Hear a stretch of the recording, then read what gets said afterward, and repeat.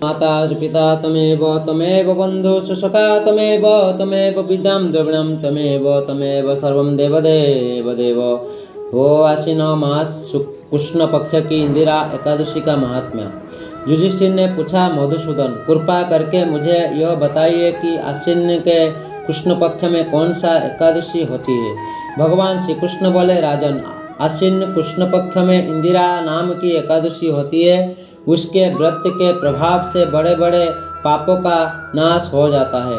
नीच जनी में पड़े हुए पितरों को भी यह एकादशी सद्गति देने वाली है। राजन, पूर्व काल की बात है, सत्ययुग में इंद्रसेन नाम से विख्यात राजकुमार थे, जो अब महिष्मतिपुरी के राजा होकर धर्मपूर्वक प्रजा का पालन करते थे। उनका यश सब और फैल चुका था। राजा इंद्रसेन भगवान विष्णु की भक्ति में तत्पर हो गोविंद के मोक्षदायक नाम का जप करते हुए समय व्यतीत करते थे और विधि पूर्वक अध्यात्म तत्व के चिंतन में संलग्न रहते थे। एक दिन राजा राजसभा में सुखपूर्वक बैठे हुए थे। इतने ही में देवर्षि नारद आकाश से उतरकर वहां आ पहुँचे।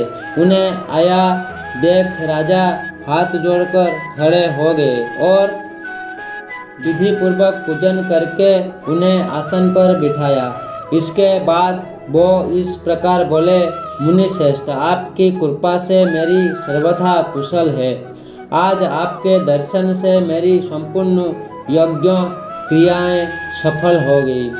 देवर्षि, आपने आगमन का कारण बताकर मुझ पर कृपा करे। नारद जी ने कहा, मूर्ख श्रेष्ठ, सुनो, मेरी बात तुम्हें आश्चर्य में डालने वाली है।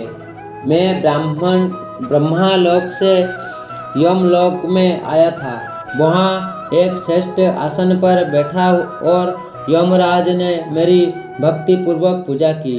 उस समय यमराज की सभा में मैंने तुम्हारे पिता को भी देखा था। वो व्रत भंग के दोष से वहाँ आए थे। राजन, उन्होंने तुमसे कहने के लिए एक संदेश दिया है, उसे सुनो। उन्होंने कहा है, बेटा, मुझे इंदिरा के व्रत का पुण्य देकर स्वर्ग में भेजो। उनका यह संदेश लेकर मैं तुम्हारे पास आया हूँ। राजन, अपने पिता को स्वर्गलोक की प्राप्ति कराने के लिए इंदिरा का व्रत करो। राजा ने पूछा, भगवान, कृपा करके इंदिरा का व्रत बताइए। किसी पक्ष में, किसी तिथि को और किसी विधि से उसका व्रत करना चाहिए। नारद जी ने कहा, राजेंद्र, सुनो, मैं तुम्हें इस व्रत की शुभकारक विधि बतलाता हूँ। आश्विन मास के कृष्ण पक्ष में दशमी के उत्तम दिनों को सदायुक्त चित्त से प्रातःकाल स्नान करें। फिर मध्याह्न काल में स्नान करके एक गर्चित हो एक समय भजन करे तथा रात्रि में भूमि पर सोए। रात्रि के अंत में निर्मल प्रभात होने पर एकादशी के दिन दातून करके मुंह धोए। इसके बाद भक्ति भाव से निम्नांकित मंत्र पढ़ते हुए उपवास का नियम ग्रहण करे। यद्य स्थित्वा निराहार सर्वभोग विवर्जित सौभक्षे पुंडरीकाक्ष शरणं मे भवाच्युत।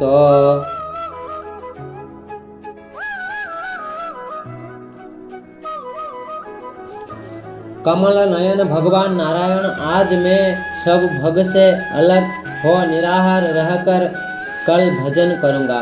अच्युत, आप मुझे शरण दे। इसी प्रकार नियम करके मध्याह्न काल में पितरों की प्रसन्नता के लिए शालग्राम शिला के सम्मुख विधि पूर्वक श्राद्ध करे तथा दक्षिणा से ब्राह्मण को सत्कार करके उन्हें भजन करावे। पितरों को दिए हुए अन्नमय पिंड को सूद कर विद्वान पुरुष गाय को खिला दे। फिर धूप और गंध आदि से भगवान ऋषिकेश का पूजन करके रात्रि में उनके समीप जागरण करे। तत्पश्चात सवेरा होने पर द्वादशी के दिन पुनर्भक्ति पूर्वक श्रीहरि की पूजा करे। उसके बाद ब्राह्मण को भजन कराकर भाई बंधु नाती और पुत्र आदि के साथ स्वयं मौन होकर भजन करे। राजन, इस विधि से आलस्य रहित होकर तुम इंदिरा का व्रत करो।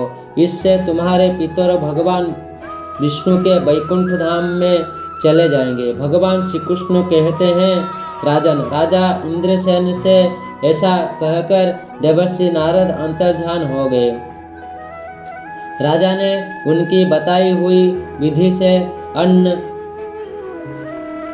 अंतपुर की रानियों, पुत्रों और भृत्य सहित उस उत्तम व्रत का अनुष्ठान किया।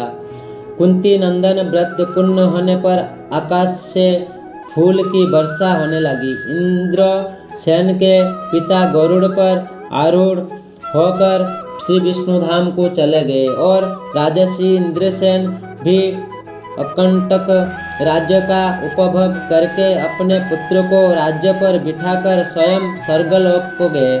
इसी प्रकार मैंने तुम्हारे सामने इंदिरा व्रत का महात्मा का वर्णन किया है। इसको पढ़ने और सुनने से मनुष्य सब पापों से मुक्त हो जाता है।